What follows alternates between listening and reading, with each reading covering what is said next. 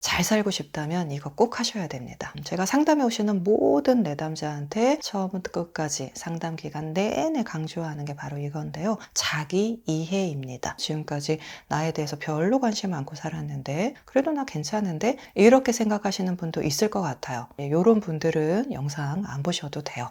다만 나 지금까지 열심히 살아온 것 같은데 왜 이렇게 허전하고 내 인생이 이렇게 캄캄하고 어떻게 해야 될지 모르겠다. 그러나 방법을 알고 싶다. 이런 마음이 드신다면 반드시 내가 누군지 자기 이해를 하는 거에서부터 출발하시라고 강력하게 말씀드립니다.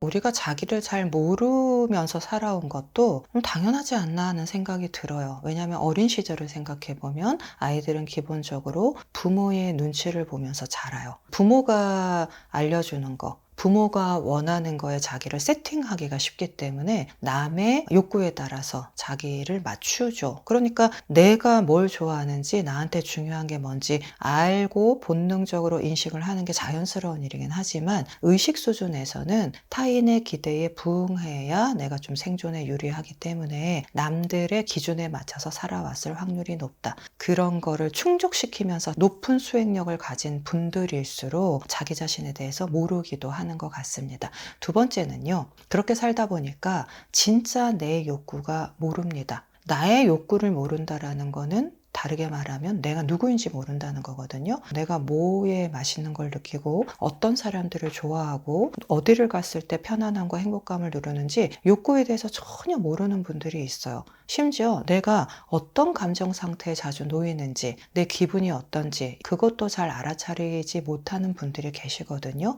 그렇기 때문에 내가 원하는 거, 내가 느끼는 거 이거를 잘 몰라서 내가 누군지 모르기도 한다. 세 번째는요. 감정보다는 성과 중심, 또 실패에 대한 강박, 그 다음에 또 과잉 칭찬과 과잉 비교, 그 사회적 분위기를 쫓아가다 보니까 내가 진짜 누군지 찬찬히 생각하고 머무를 기회가 너무 없었죠. 그래서 지금 SNS가 굉장히 발달한 이런 시대잖아요. 이럴 때 좀 저희가 휩쓸리기가 쉽기 때문에 나를 돌아보고 나를 이해하려면 반드시 시간이 필요한데 그런 시간을 잘 갖지 않아서 자기 자신이 누구인지 어렵다고 느끼시는 분들이 많은 것 같습니다.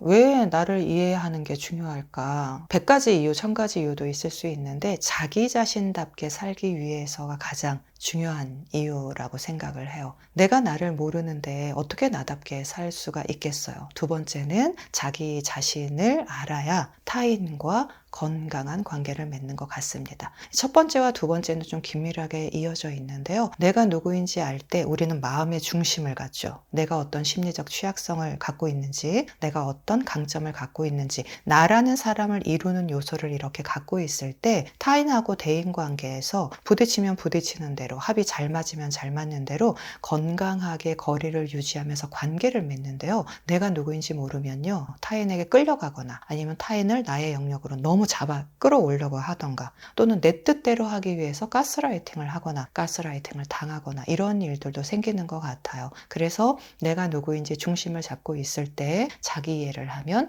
타인과도 좀 건강하고 즐거운 관계를 맺게 되죠. 그 다음에 외부 평가에 휘둘리지 않는데 굉장히 큰 힘이 됩니다. 자기 자신이 텅 비어 있거나 내가 나에 대해서 너무 모를 때는요. 외부의 평가가 곧 내가 돼요. 예를 들면 사람들이 야, 너 그거 싫어하잖아. 너 그거 못하잖아. 그럼 나는 내가 그런지 안 그런지도 모르고 그냥 그런 사람이 되는 거예요. 도전하지 않죠. 많이 알려진 비유 중에 벼룩을 컵 뚜껑으로 딱 닫아두면 얘가 3m 이상을 뛸 수 있는 애인데 한 5cm도 못 뛰는 벼룩이 된다고 하잖아요. 자기 자신이 누군지 모르는 거죠. 피드백을 듣더라도 외부 평가가 절대적인 게 아니고 거기에 크게 휘둘리지 않으려면 필연적으로 자기를 반드시 알아야 된다. 굉장히 중요한 일이라고 생각합니다.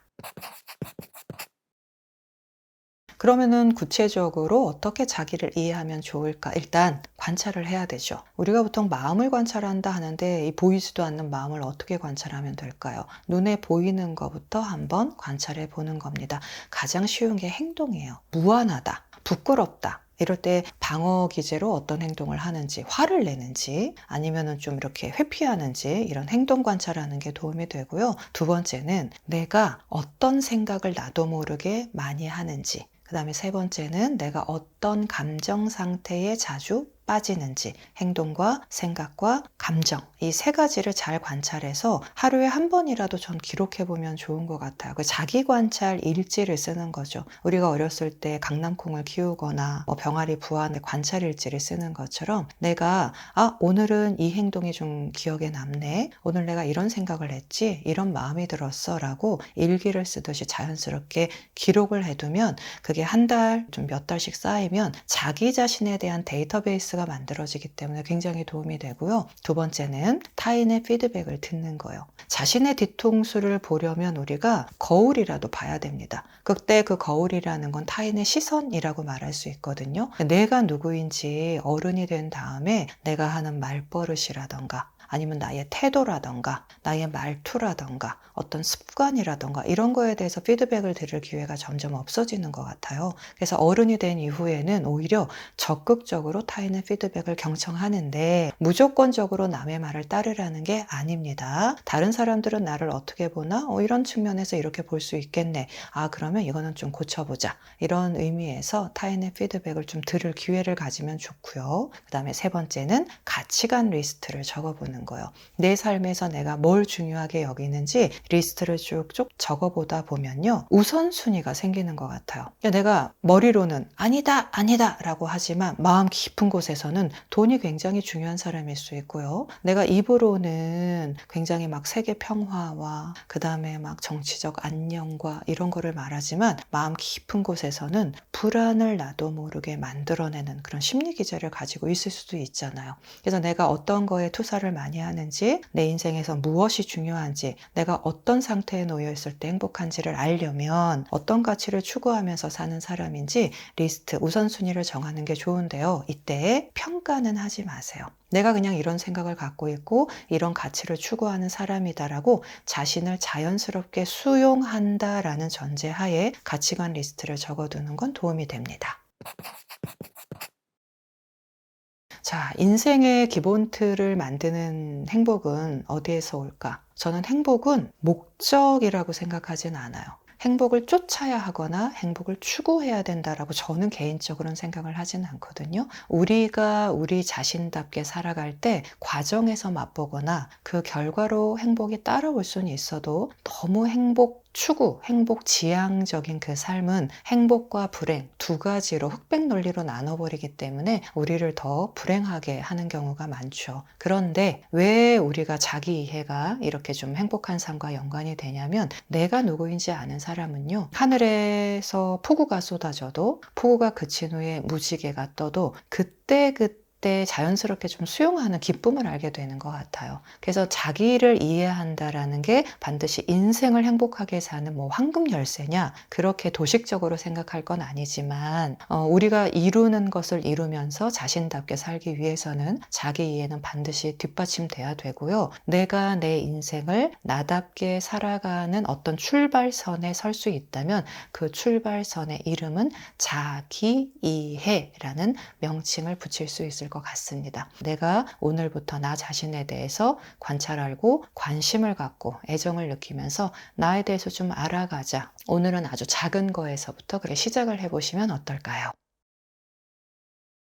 제가 저 자신에 대해서 자기 이해를 했을 때 가장 도움이 된 거는 내가 갖고 있는 심리적 취약성에 대한 이해였어요. 어떤 결핍으로 인해서 이런 게 좀 생겼구나. 그전까지는 거의 완벽주의 스스로를 좀 들들들들 볶는 내면의 추적자를 데리고 살았는데 제가 그거를 이해하고 나서 자신을 좀 용서하고 나니까 느긋해졌어요. 그것만으로도 인생이 살만해지더라. 왜냐면 자기 결핍 때문에 사람은 불안에 시달리고 끄달리거든. 그 결핍을 채우기 위해서 헛발질을 계속하면서 사는데 그 결핍은 사실 채울 수 없는 것이기도 해. 그때 내가 이거를 채우려고 목이 말라가지고 그렇게 평생 고군분투했구나를 딱 알게 되니까 어느 순간 탁 놓게 되는 게 있더라고. 그 노력도 의미가 있었지만 그거에 완전히 포커스를 맞추고 나의 모든 것들이 거기에 집중이 됐는데 그럴 필요가 없더라. 그냥 그거는 내가 껴안고 평생 살아가면 되는 거지 애쓰지 않아도 괜찮더라. 빵꾸가 너무 심하게 났을 때 그냥 얼기설기 대충 기워놓고 뭐 그래도 괜찮더라.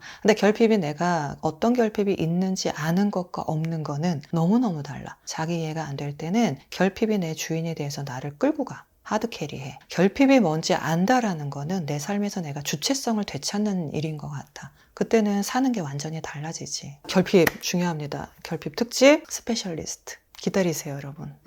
그러니까 자기 이해를 한다는 건 어떻게 보면 장점을 안다는 것도 있지만 나의 심리적 결핍이 뭔지 되게 아프게 직면하는 거야. 그 과정에 반드시 있어야 돼. 그 판도라의 상자를 열어야지. 자기만의 지하실이 누구에게나 있거든. 열고 들어가야지.